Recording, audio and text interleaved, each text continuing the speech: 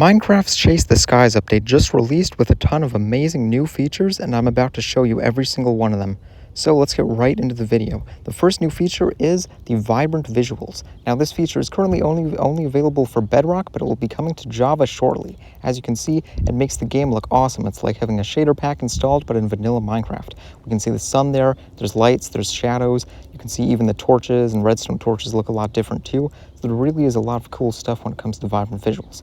But moving on from that, we're going to go on to the next part of the video, which is going to be relating to ghasts. I know you're looking forward to seeing the happy ghast, and believe me, I am too, and we're going to be showing that to you very shortly. But first, let's take a look at the regular ghast, because as it turns out, the regular ghast has received a new texture and a new drop as well.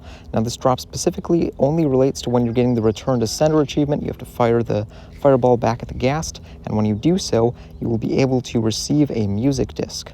Now this is a very unique music disc. This is the music disc Tears. It's a music disc that we have never seen before, and I think it's pretty cool. I'm going to let that play as we continue with the video. It's pretty interesting. It's kind of electronic, kind of something we haven't seen before. Maybe it's a bit similar to Mellow High a bit, I don't know. But next up is the happy ghast. We're going to show you the crafting recipe, which is 8 ghast tears surrounding 1 soul sand block in the middle of the crafting grid. So, like I said, in order to craft the happy ghast, we are going to need 8 ghast tears and 1 block of soul sand. You can also trade for piglins in order to get this, but I prefer to craft it myself. So we're going to put the soul sand in the middle, and there we go. We'll create our dried ghast, which is the predecessor to the happy ghast. And what we do is we place that in water because we need to hydrate it, and it will take about 20 minutes to hydrate. You can see I already have some going over here in this test tube, and eventually, once they have been fully hydrated, they will turn into a happy ghast. But moving on from that, because I accidentally broke that ghast anyway, we're going to move into some of the other items which this update has added, and this update has added quite a few different items, including the happy ghast spawn egg. Every mob needs a spawn egg, and recently they changed all the spawn eggs to make them look like the mobs that they actually are, so that's pretty cool, and the happy ghast now has one. We're also going to look at the new harness item. To craft this one, you need 3 pieces of leather on the top row, 2 pieces of glass on the outer middle edges, and 1 piece of wool in the center. So let's grab those items and let's craft the harness. Now with the harness, you can actually ride the happy ghasts, and you actually get a different color of harness depending on which color of wool you use. But as I said, we're going to get back to the harness item later because there are plenty of more additional features to get to, such as the player locator bar. This is a new addition to the game, and it basically lets you see other players in multiplayer servers. Unfortunately, I couldn't get this to work. I didn't find any servers that were using the latest version yet. It is the first day of this version's release after all, so we're just going to move on to the next item, which is splash potion changes. So now if you throw a splash potion at a mob, it actually might not receive the full duration of the potion. So it will actually depend on how close it is to the potion landing. So I can click the button right here. You can see both of these zombies received a splash potion fired at them by the dispenser, and what we're going to do is we're just going to wait and we're going to see how long this invisibility potion actually lasts for them. Now I've actually sped this up here to double speed because otherwise we would be waiting for quite a while until the potion effect wears off, but hopefully any moment now we should be seeing which of these zombies will be spawning in first.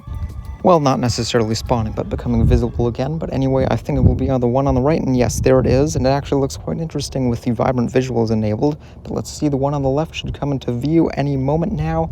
And yes, there it is, right there. Okay, so we were able to get the zombies to come into view, and that worked out pretty well, I think. So now we're going to move on to the next item on our list, which is the new clouds. The clouds have had their textures updated. Supposedly there's even a few Easter eggs. We're not going to climb the ladder all the way up there. We'll just click a button and teleport right up to the clouds. You can see I have this little platform right up here. I don't see any clouds yet, but oh wait, I think we are inside of one. Yes, we're inside a cloud. So by stepping outside of it onto the edge of the platform here, we can see the new texture. It looks pretty interesting.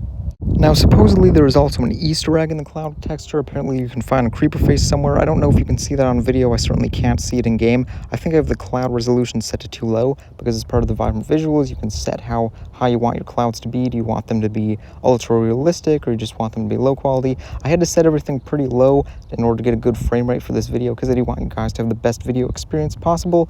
And when it comes to having better textures or better frame rate, I'm going to definitely choose better frame rate. But speaking of making a choice, let's go ahead and choose to jump jump on down because we're going to need to see the continual items and see what additional items are available. And we're going to jump way down here. Whoa, that's a big jump. And wow, this area looks super good with the texture pack. Or sorry, not with the texture pack, with the vibrant visuals enabled. I like the water a lot. We can see through the water. It looks very realistic. But let's get into the next item, which is lead changes. So the lead item has been heavily changed. There are several new features with it to discuss. So we're going to start by pulling this boat over here, and you can see that leashed objects will now orient to face the player who's pulling them. So I'm pulling the boat, so it's facing toward me.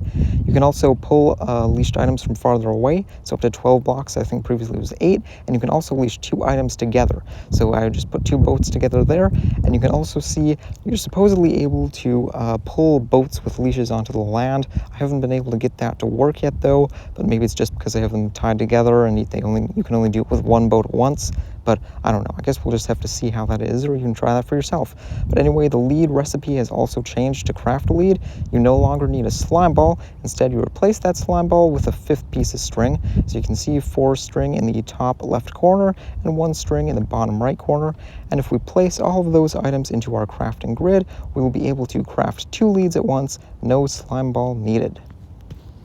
But speaking of crafting, there is another item which has had its crafting recipe changed, or actually added a crafting recipe, because saddles, you previously could not craft them. You could only find them in chests in naturally generated structures, but now you can craft them with 3 pieces of leather and 1 iron ingot in the middle of the crafting grid. You can now craft a saddle, and you can no longer find saddles in naturally generated chests though, but you can find leather there, so you can craft them instead. You can also now feed horses carrots, though I believe you can only feed them to young horses, because that essentially speeds up their growth and turns them into adult horses more quickly. But also with horses, there is another thing you can do, which is that if the horse has a saddle, you can now shear the saddle off. So you just right-click on them with the shears, and you'll be able to take off their saddle without having to mount them and open their inventory. But anyway, moving on from horses, we are now going on to the next item, which is the painting. So paintings have apparently had their renderings improved, so that means you should now be able to see the paintings better. Maybe you can see them from farther away, I don't know. But this painting looks about the same, but I don't know. I don't really notice much of a difference, but there's some other miscellaneous changes as well. So there's been new music tracks added.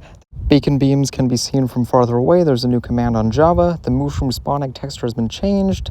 Let's see, there's a new music as well for ambient music. There's an increased distance from which blazes can attack you, a new chat background option, and there's a couple other changes as well, including a new title screen panorama, which I think is pretty awesome. But anyway, now it is time to get to what you have been waiting for. As a reward for watching this far into the video, you will get to see what it is like to ride the Happy Ghast. So let's go ahead and click this button, and let's get right into the riding of the Happy Ghast. Look, there it is. Okay, it's pretty awesome texture, I forgot to say. I do like the Happy Ghast, and I think it looks pretty cool. It looks even better than the normal Ghast, to be honest, because the normal Ghast, they look a bit scary, but the Happy Ghast looks pretty cool. You can right-click on it to ride it, as long as you have equipped the harness, and I certainly have.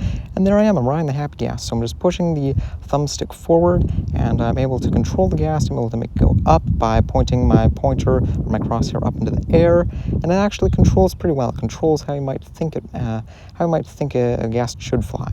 I think the Elytra still controls better than a Ghast, so still would probably be a better flight option to have an Elytra, but a Ghast is still definitely an option. Anyway, let's use the Happy Ghast to see the items which I have shown you so far in this video. I have shown you the change to the splash potions, the player detector compass bar, whatever it is, the new cloud textures with a supposed Easter egg. Hopefully you'll be able to find that out on your own.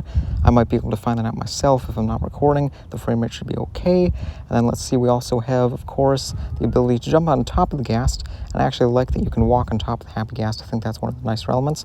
We also have the vibrant visuals, and yeah, the moon looks pretty good in the vibrant visuals. So do the torches. I think that's a blue one and a red one. And yeah, so overall, this is a pretty good update.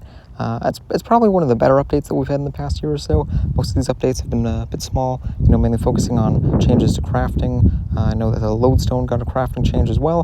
And oh yeah, these redstone blocks are a lot better with the vibrant visuals enabled. But what else do we have? We have a few other items over here. We have the boats, and we have the leads, and we have a few other items like the crafting recipe, the changed crafting recipe for the lead, the new crafting recipe for the saddle, the horses, the changes to paintings, and the other miscellaneous changes that have been made. But anyway, with that in mind, I think that is going to be just about it for this video. I want to say thank you all so much for watching. I do hope you enjoyed it. If you did, go ahead and leave a like. If you did not enjoy it, go ahead and leave a dislike. And please do leave a comment if you think I missed any of the new features. Leave a comment with whatever feature that may be. And if you do want to see more of these Minecraft videos, which I try to upload at least once or twice a month, then you can go ahead and click that subscribe button. But anyway, I want to say thank you all so much for watching this video, and I will see you in the next one. Goodbye.